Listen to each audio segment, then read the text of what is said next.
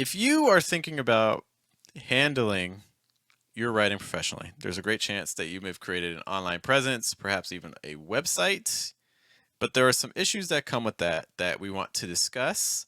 We want to discuss, for instance, maybe do you even need a website in 2024? Are there other situations or other things that you can perhaps consider that one would be maybe cheaper, two would save time, and three might even get you more eyeballs on your work and help you establish a greater connection with your readership.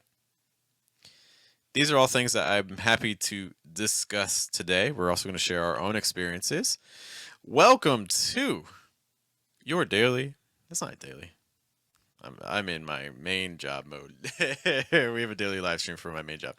Welcome to your poetry podcast. This is Diversus Live. We're here on Tuesdays, typically a little earlier, but hey, things happen. And we are here to discuss all things poetry, poetry craft, poetry business, the intersection of the two. And to guide you in this process, there's me. Hello, guys. My name is Jeff. It rhymes with breath. We got some people in the house with us. Our co-host is chatting it up with us today. We appreciate that. In addition to that, we also have Sierra checking in once more as well. Okay. So author websites. One of the things that we were talking about in the past is that we had done a little survey just kind of asking authors who already have websites, how many people are actually visiting your website? And maybe this speaks to your own personal experience where people were getting, single digit views, sometimes over the course of an entire month, double digit views, but not even breaking like 100 views over the month and things like that. And so I think this begs the question, why is this happening? I think it also leads us to discuss, how do we avoid it? And what are some things that we can really learn from this? And for me, I really get into that question of why, why aren't people coming to author websites?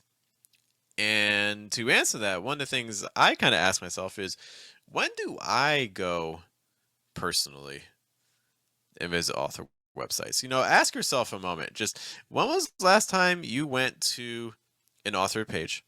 When was the last time you went to an author's page? Especially like an author that you weren't already familiar with. When was the last time that happened? The other question I would ask you after that is, what led you to that page? I know for us, one of the things we do on Diverse is we do like interviews and things like that. So the times I have gone to another author's page, a lot of times have been to send out some, honestly, some like cold messages, some emails, be like, hey, would you be interested in appearing on an interview or talk about like collaborative projects and things like that. So I'm not even necessarily going to the author's page for the work. If we do an interview, I try to get familiar with the things they're doing, news and updates. But that's kind of the motive I go. How about for yourselves? What's the reason that you went to an author's website the last time you did it? How often is that happening? Is it happening every day? Is it happening once a week? Is it happening once a month? Is it happening a couple times a year? Is it never happening? Why isn't it happening more? So if you have an author website, why aren't people coming to it? Maybe the first answer is that's not the goal of your website. Maybe the goal of your website is not really for people to go to your website. Kind of sounds ironic, but maybe you're not really putting that sort of work in to drive people to it, because these things don't just generate traffic on their own. They don't.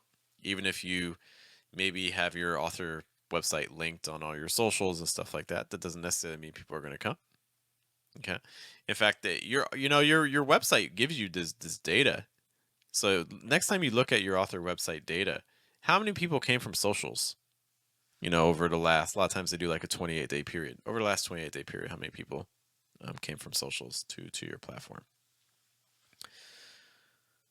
And if they did come over to socials, why do you think they came over from your socials? Was there a specific post that did it? Are they coming from your profile? Are they coming from something specific that you made recently or in the past? what's the real reason that they're coming from your socials, or if they're coming from Google? Are they coming from a specific thing, or are people going directly to your site? Like, all this stuff is really, really valuable because it can start giving us some insights about why people turn to author websites in general. So then we can kind of determine, okay, how can I lean into this a little bit more? This is also really important too because these things aren't cheap. You know, depending on, for instance, your name, you may want an author website with your name. Okay, but if you have a name that's relatively common, for instance, for us, we have the unfortunate the unfortunate occurrence that Jeff Anderson is a clothing company. I don't think it's like a U.S. company. I think it may be out like Denmark or something. We are a clothing company. They got my name. They got it before I could. You know. So back when I had an author website, I put my last name first. It's like Anderson Jeff and things like that. But regardless, so you have to find a way to name your website. So that means you're going to have to pay for that domain. You're going to have to pay for the website itself, especially if you don't have experience. So like if you're using a platform, we use Wix. Lots of people use like Squarespace or like WordPress and things like that. So that's another thing you're going to be paying for. By the way, if you are paying for your author website, are you like making note of that on your taxes?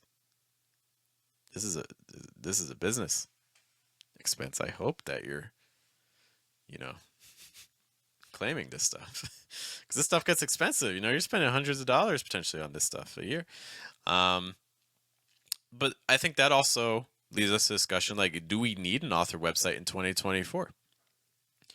So what are the nice things about an author website? The nice things I think about an author website include that you have a space that you can do whatever you want, that regardless of what happens on a social platform. So for instance, if a social platform goes down, if you for whatever reason get banned, if they change their policies and they don't push you anymore, well, whatever the case may be, if it's your own website, you don't have to worry about any of those things. You can do whatever you want. That is the huge, huge, huge advantage of having your own website versus like a social media platform. Another thing too is that you can make promotion of your own stuff easier because you just put it on your website and it's there. Whereas if you post stuff on social media, I mean, you're at the will of the algorithm, right? The algorithm says, hey, we're not going to push this anymore. Like you have a new thing coming out that you're trying to drive traffic to. If it's on a social media platform, like an outside link to the platform, they're not pushing that, right? It's also nice to kind of just have a space that if you have different sorts of offerings for people that they can take advantage of, maybe you have like workshops you lead, classes you run, books, whatever it may be, a newsletter. Again, all that, you can have all that stuff very easy to see. Whereas like on social media, it's hard to, you kind of have to pick your battles. Like, all right, this post is going to be for one thing. This post is going to be for another thing because it's hard to mix things together. Too many calls to action squeezed into a single space is hard, right? Also, it's just nice. I think there's a credential aspect as well to having an author website because it's like, oh, this is my very, very like fancy website, right? This is my space. It's very sophisticated, and so you can draw people in that way as well, right? Um, so all these things are happening, but that again, you could have all those things on your website, but people aren't necessarily going to come. And I think a big reason for this is because, and we talked about this before. I'm going to be honest. I'm going to make some harsh statements about our writer folk. I think writers tend to be very, very selfish. I think this extends to artists as well. It's a lot about, oh, the grants. This is the grant I won. This is the award I won. This is the poem I got published. My published poem. It's me. Me. It's my website. Learn about me. Talk to me about me.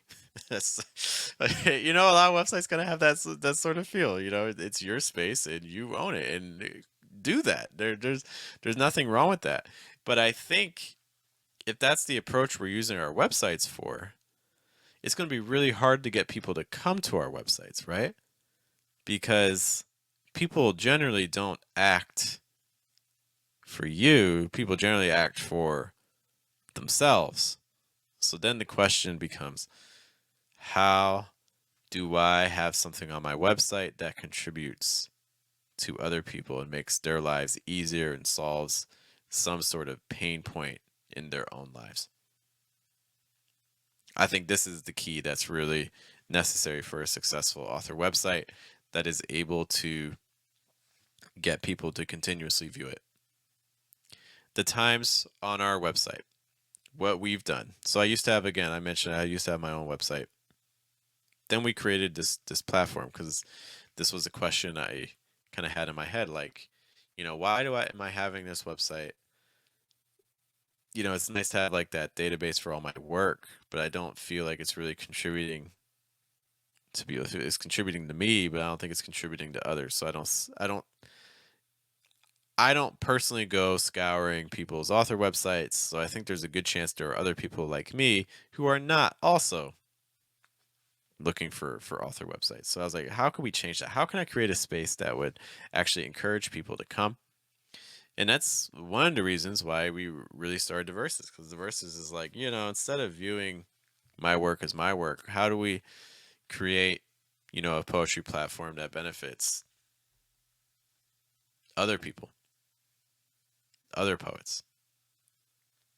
How do we get them to change their own perspective and views on writing and things like that? How can we be an asset? How can we be of benefit to people? What can we give? And so one of the things I noticed, when we started the Versus site, is we were able to get site traffic, especially during times of offerings. Like times when we launched our first edition of our poetry journal, like Collective. Times when we, had seats opening for our retreat. Times when we were running our residency. What we noticed is that during these opportunities, we were really able to get a larger numbers of people coming to the site than we did when I just had my own author website. So I think that if your goal is to have an author website that people are really eager to turn to and visit, and also perhaps more importantly return to and check in on and make it part of, because that's the hard part.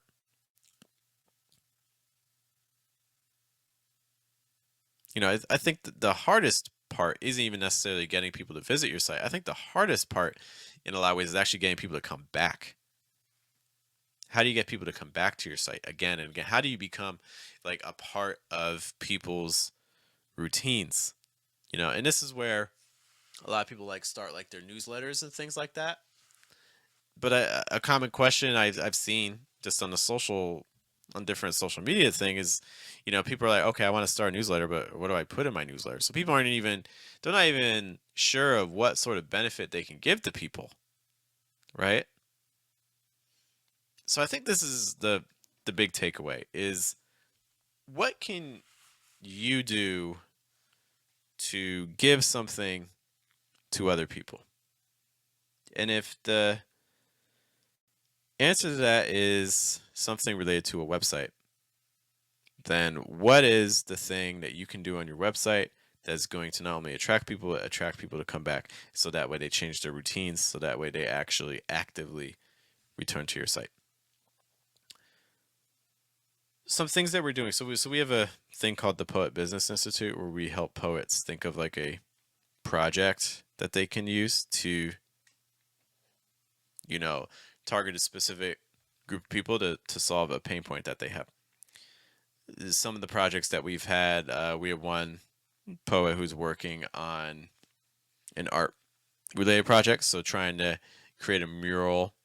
The project is rapidly expanding, which is really cool to see, because it started just being like, hey, let's just get a mural outside this one building, and then it turned into like they're almost turning into like an arts organizer for this organization, and they're doing trying to organize like a community event and like all this stuff.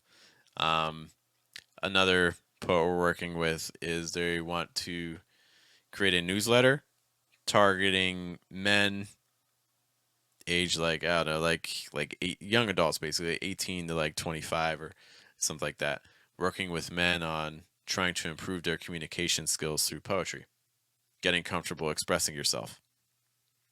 You know, um, things like that. So these are people who are in our Poet Business Institute, but I think that the principle is that if you're starting a website, or if you're, for instance, starting a newsletter, or whatever the project may be, that you want to draw people's attention to, what's the thing that's unique that you can kind of create that helps people? So, for instance, talking about that last post, they want to create like a newsletter. They want to create a newsletter people would sign up for, and then they get regular tips, just kind of talking about communication, mental health, poetry, and mental health. How to use writing to guide you through struggles or communication and things like that.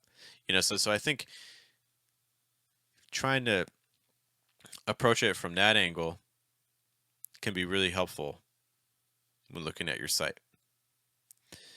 Another thing I'll say, so a question I asked earlier is, how necessary is it to have an author website in 2024? I don't think you necessarily need to have one. I think if you pick a single platform and really build it, that can be plenty. You do run the risk that, again, if you, for whatever reason, a platform decides not to push you anymore, kicks you off, or removes your content, obviously not a good thing to be. But I think at least like getting started, if you don't have an author website right now, it might be good, for instance, picking a social media platform and creating a new professional account. And I definitely would recommend a separate one, not just like your present account and then just doing that. No, like I would try to create a separate one and start to build that. Just to kind of talk more about the examples that we saw at the institute. It's like we have one poet. What they're doing right now is again, it's a separate poet, kind of similar project. They're working on. They want to create a workshop around poetry and mental health. So like kind of using poetry as a tool. And so what they're doing right now is they're in the research phase. So their goal is to every day read 2 or 3 research articles about writing and mental health. And as they do that, they're taking notes. And then what they're going to do with those notes is they're going to create a new social media profile, and they're going to create posts with those notes. So if every research article they take 5 to 10 notes on, then hey, that could be, that could be an Instagram carousel, or that could be, separate posts, or that could be turned into like a reel or a video or something, So that way you're giving to your community. You're picking a topic of interest, and we talked about this when we had Ajane on the podcast a couple, was it maybe 2 or 3 weeks ago, and talking about taking on a role of like innovator, leader that people can turn to for help.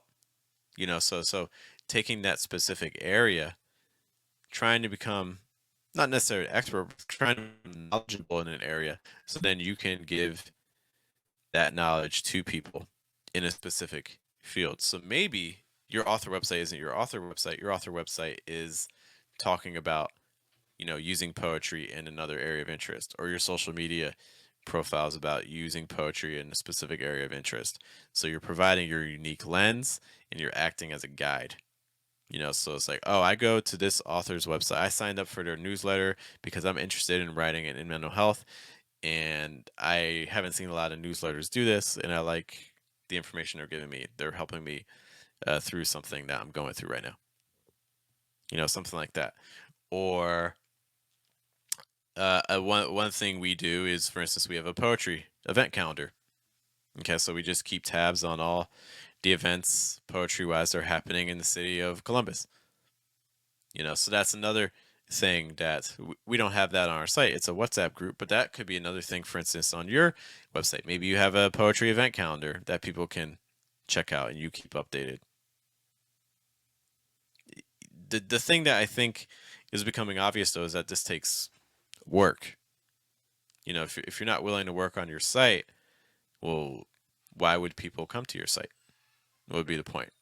So what's something that you're willing to commit to, a topic that you're willing to commit to poetry wise, that would be of service to other people, and how can you incorporate that into a site? If that's the route you take. Now, again, we talked about, do you need a website? Well, if you have a social media, let's say you make your professional, you know, social media account.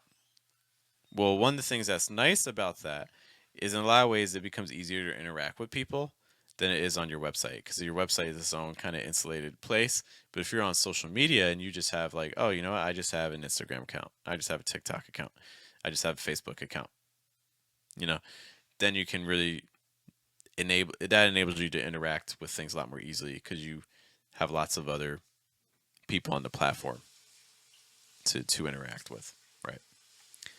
So just kind of something else to consider.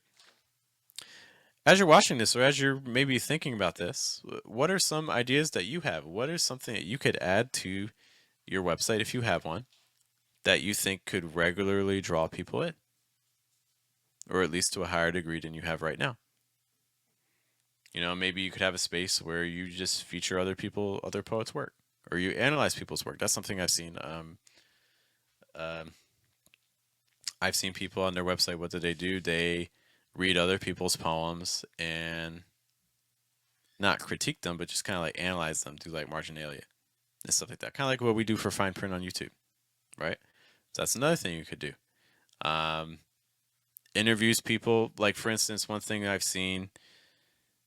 we've done from a social media approach is we've been doing lots of interviews with other poets on different topics. We do the longer interviews on our YouTube channel, and then we take sections of those interviews and we create short form videos, for instance, on our Instagram. That's something that we've been pushing a little bit more in earnest since I got back from Cave, to really good results. Very happy with the amount of engagement and people finding clips from their interviews, and also helps the people that we interview too, right? Because they may not have clips of themselves doing interviews. They may not have had many opportunities to do that, so this gives them things that they can add to their own. So it's like everyone's helping each other, right? Because they're generous enough with their time to talk about a topic that can help people, but then they're also getting things that they can showcase for themselves. How can your website maybe do something similar? All right, so that's kind of our central topic, guys. I would love to know, again, if you're willing to share numbers, information about your website. Do you have an author website? If you don't have an author website, why not? If you do have an author website, what do you think is the big draw that keeps people coming? Or what would you like that draw to be in the future? Thanks for hanging out with me. We'll be back tomorrow, just to update you on things happening this week, as always. Tomorrow, we are going to be back here on the channel at 8:30 p.m. with Lo-Fi Poet, listening to beats and writing to 3 different prompts. On Thursday, what we are going to be doing is we'll have Photo Thursday. So if you need a free author photo, or if you need a recording of yourself doing a poem, speaking of that, someone kind of talked about earlier, that's going to be an opportunity for you. Thanks to Alex for stopping by. It's been a while, sir. Hope you're doing well. Let me know if you're still down in DC. So that's something that we're going to be doing as well. And then on Friday, of course, we have our poetry open mic, which you can find us at Third Way Cafe. The show starts at 7. I mean, the doors open at 7 and the show starts at 7:30. Okay. Alex mentioned they're still down in DC. That's cool. Yeah, Discord is definitely a thing. Discord's kind of tricky because Discord can be really intimidating to people who've never used it before, because it kind of throws a lot at you, even if you only want to use it for a couple of basic functions. The interface can be a little bit intimidating the first time you see it. But I appreciate you sharing those insights. when talking about events too, events don't necessarily have to be just in person. A lot of our events are in person, but they don't have to be in person. Online events and things like that. You can even, like, for instance, on a website, you can hold like an online event just on your site. Doesn't have to be anywhere else. So then people have to go to your website to go through the thing.